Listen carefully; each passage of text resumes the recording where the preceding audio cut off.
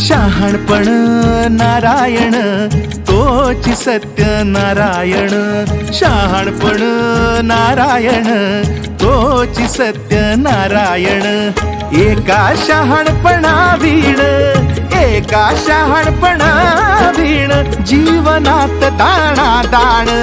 शहाणपण नारायण तोची सत्य नारायण, शहाणपण नारायण तोची सत्य नारायण।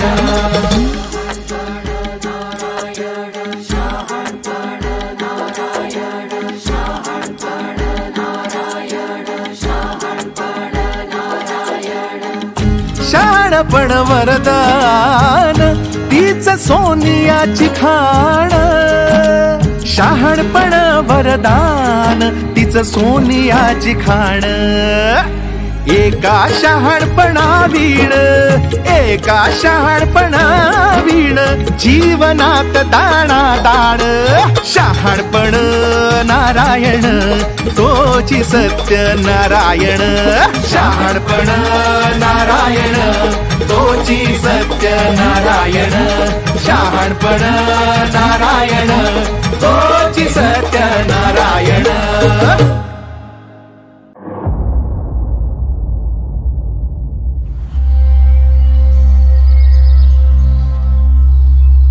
तुला काय वाटतं जगातील तू पहिली मुलगी आहेस हे करणारी? अरे आपल्या शाळेतील कितीतरी मुलींनी केलं असेल। अरे केलं असेल, पण मला खूप भीती वाटते हे सगळं करताना। अरे त्यात काय एवढं घाबरण्यासारखं? बी ब्रेव यार, एव्हरीथिंग विल बी फाईन। तुला बोलायला काय जातंय? तू मुलगा आहेस, पण कोणी बघितला ना तर उद्या तुझी लाज जाणार नाहीये। कोण बघणार आहे? आपण गाडीने जाणार आहोत आणि जिथे जाणार आहोत तिथे कोणी सुद्धा ओळखत नाही आपल्याला। तरी पण मला यामध्ये खूप रिस्क वाटते। अरे त्यात काय एवढं? Totally fine. आय मीन तुला फोटो काढायचे, सो तू ठरव काय करायचं ते।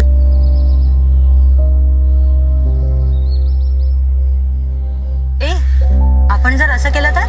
आपण कविताला आपल्या सोबत घेतलं तर? कविता? माझी काहीच हरकत नाही, पण ती येईल का?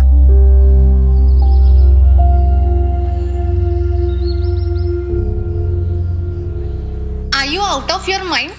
समजा कळलं ना कोणाला तर काय होईल माहितीये ना? अगं कसं कळेल कोणाला?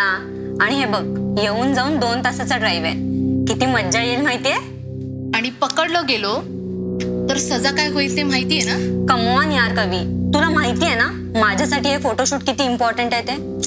आणि मी तुला नाही सांगणार तर कोणाला सांगणार? After all you are my best friend ना। हे बघ ना प्लीज चल ना, मला एकटीला जायला खूप ऑकवर्ड होत आहे। Please please do this favour for me कवी, प्लीज चल ना।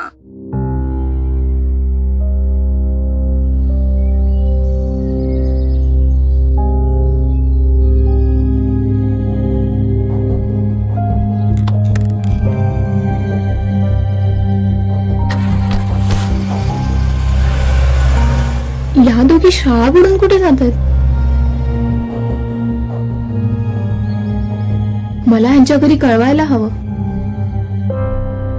हे सगळं ऐकून माझ्या पायाखालची जमीनच निसटल्यासारखी वाटते। मलाही त्या दोघींना गाडीत बघून धक्काच बसलाय। कुठे गेले असतील, काय करत असतील?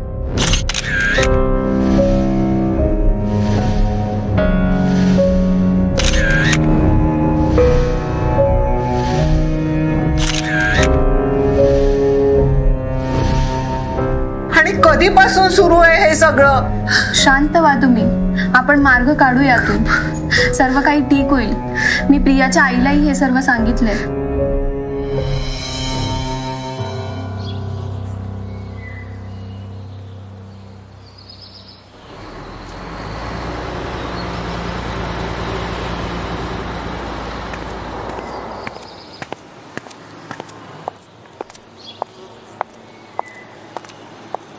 आई खूप भूक लागली आहे ग, जेवायला वाढ ना। का? कुठे गेलीस तिथे खाल्लं नाहीस? काय? बघू बॅग, बघू मला तुझी। अगं ती माझी शाळेची बॅग आहे। हो ना, मला बघू दे ना। अगं आई हे काय हे नेलं होतं शाळेत तू? खरं खरं सांग, तू कुठे गेली होतीस? आई, यात माझी काही चूक नाहीये. हे सगळं मी प्रियाच्या सांगण्यावरून केलं होतं आणि तिच्या आग्रहापायी मी तिच्या बरोबर गेले होते. ती तुला काही सांगेल आणि तू ते ऐकशील का? हा, तुझी बुद्धी काय गहाण ठेवली आहेस? तिच्या संगतीत राहून तूही बिघडली आहेस.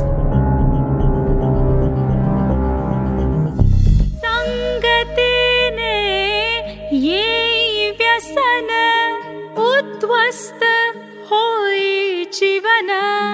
संग उत्तमाचा धरा सुख आरोग्य ये खरा. शहाणपण वरदान तीच सोनियाची खाण. शहाणपण वरदान तीच सोनियाची खाण. नो, अजिबात नाही. आणि माझं म्हणणं आहे की तूही नको जाऊस. फोटोशूट करणं, लॉंग ड्राईव्हला जाणं, हे असं लपून छपून, शाळेला दांडी मारणं, हे का करतेस तू? अगं, आई पप्पांची परवानगी घे ना एकदा. दूध कुई आहेस का ग तू? ते परवानगी देणार आहेत का? पण जे चुकीचं आहे ते चुकीचंच आहे आणि मी ते अजिबात करणार नाही. आणि माझा सल्ला आहे, तूही असं काही करू नकोस. एकदा विचार कर, आई पप्पांना हे कळलं तर त्यांच्यासाठी किती अपमानास्पद गोष्ट आहे ही.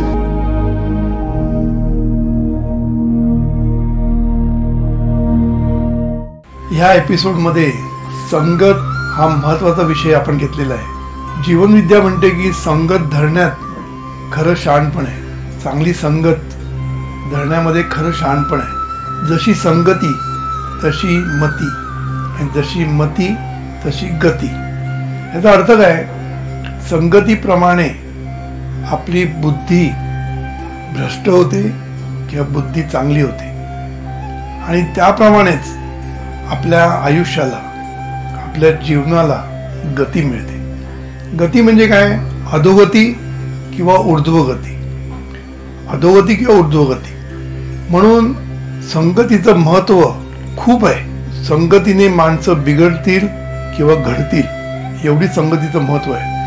म्हणून लहान मुलांची संगत कुठली आहे यावर पेरेंट्सनी खूप लक्ष देणं गरजेचं आहे. आता ह्या एपिसोडमध्ये आपण काय पाहिलं?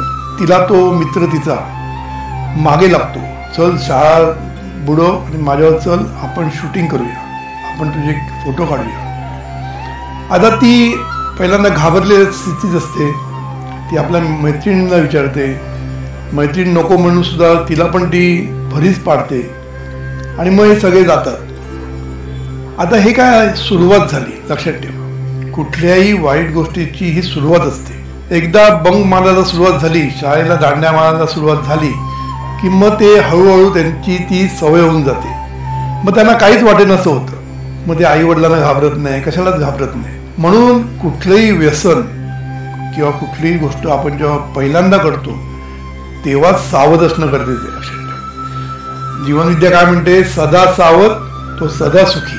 जसं सद्गुरू म्हणतात की सुरुवातीला मित्र म्हणतात नुसतं येऊन बस रे, घेऊ नकोस.